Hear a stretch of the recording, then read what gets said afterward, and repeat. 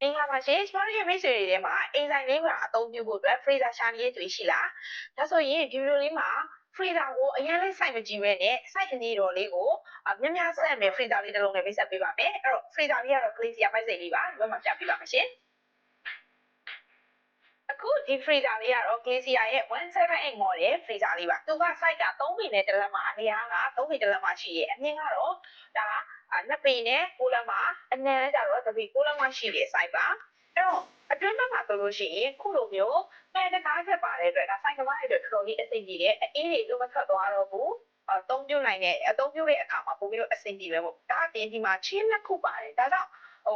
ပုံနေတို့တခြားပေါ့နော်ဒီအေးကိုပဲထားမယ်အသားဆိုင်ဆိုဒီပေါ်လေးမှာတင်ထားလို့ရတယ်ပြီးရင်ညဘက်သုံးတဲ့အခါမှာလည်းနိုင်တင်ကြီးသုံးလို့ရတယ်အတွင်းကတော့ပိုက်ပါကန်လေးနဲ့အသုံးပြုနေမှာဖြစ်ပါတယ်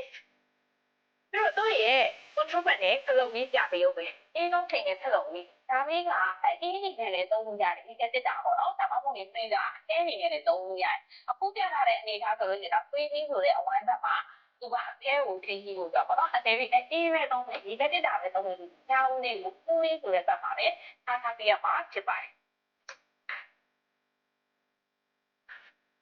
အဲ့တော့ဒီ glacier ရဲ့ freezer လေးကိုဒီဘက်ဆိုဝယ်စစ်နေဆိုရင်တော့ home electronic ရဲ့ Mandalay ဆိုင်ကျင်းဦးလင်ဆိုင်တွေရောရန်ကုန်ဆိုင်မှာပါရရှိနိုင်ပြီဖြစ်ပါတယ်ရှင်